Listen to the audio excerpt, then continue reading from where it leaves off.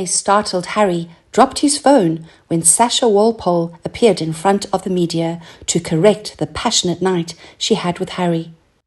Meghan has a suspicious expression. Hello friends, and welcome to the breaking royal news about the notorious hypocritical couple Harry and Meghan Markle on our Kate Middleton and the Queen News Version 2 channel. Journalists often brace themselves for the usual and inevitable legal threat or petulant remarks about some type of awful intrusion into their life in the hours following the publication of a genuine but negative story about the Duke or Duchess of Sussex. However, when Sasha Walpole disclosed in-depth details about how she obtained a 17-year-old Prince Harry's virginity, there was no letter from Montecito yesterday. Due to the mass of half-truths and outright lies Harry has asked us to believe in recent months, it is absurd to think that the delusional Duke could ever complain about someone in his life giving their truthful account of the events that happened in public. After all, Harry is today's equivalent of Lady Whistledown, the unknown writer of Bridgerton's scandal sheet. All private discussions are recorded for subsequent release. Ordinary people going about their daily lives may be abruptly pushed into the limelight as and when he pleases. Family tragedies are used in the media to resolve disputes. The hitherto impenetrable internal cone of silence inside the British royal family, which was so crucial to the late Queen, has been broken. Even the liberal lovey oversharers of the Hollywood elite, including Harry and Meghan's so-called new friends, in other words professional acquaintances, can no longer rely on him to keep his huge mouth shut. A happy mother of two is one of the numerous victims of Spare, Harry's brutal autobiography written to settle scores and make him extremely wealthy. To heck with the repercussions to anybody else. Sasha is a decent private person who now works as a digger driver.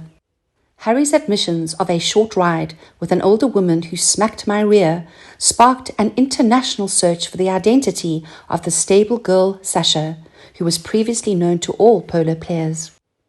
However, Rupert Everett, a Hollywood actor, is now saying that Harry's virginity story is not true after all. Only 48 hours before Sasha made the decision to go public, he said, "I know the lady he lost his virginity to." He also guessed that the frolic didn't truly happen in a field outside of a pub, as Harry has stated in his book. Sasha, who is now 40 years old, correctly chose to restrict how she shared her version of events because she realized it would only be a matter of time until she was discovered in this brutal new world of social media. Sasha, who is really just 2 years older than Harry, was reclaiming her own story after hiding his secret for 21 years. This is something an awakened Harry would probably say now. Sasha stated to the Mail on Sunday that although I did not solicit any of this attention, I am confident that the search would have continued until someone located me. Why he went into such depth is beyond me. He might have simply stated that he had lost his virginity.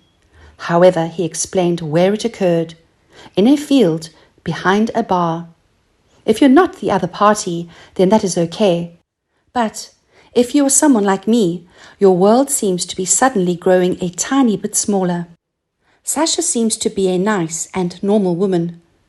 Good for her for putting her side of the story before someone else outed her.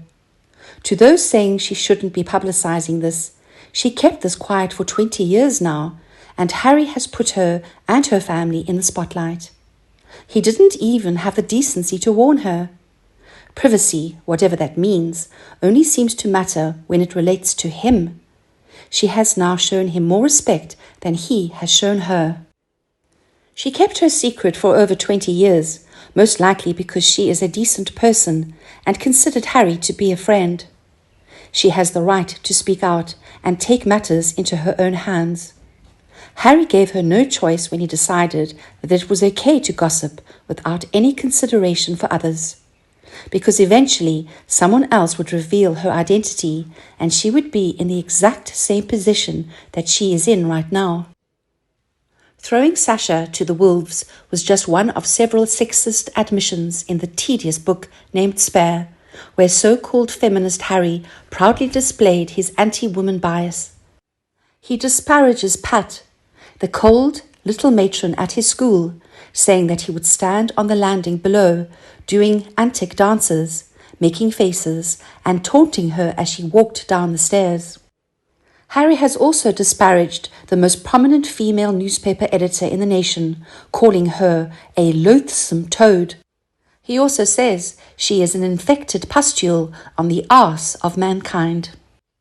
The ex-girlfriend of Harry, Cressida Bonus, whom he claims to admire, was still vulnerable to his poison pen.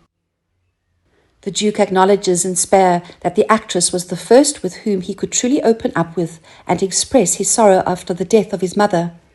The public had previously been led to believe that Cressida stopped the relationship herself because she could not handle the spotlight.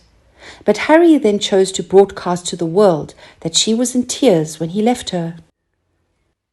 Harry may have been successful in exacting retribution, particularly against his critics in the media. Any appearance of respectability has now gone, meaning that he and Meghan will increasingly be treated like common celebrities, although they will always have enough money to support their extravagant lifestyle indefinitely. We have some evidence of this. Last night at the Grammy Awards, when Trevor Noah introduced his close friend James Corden to the stage to accept an award, he made a joke about Harry's fixation with bragging about his masculinity.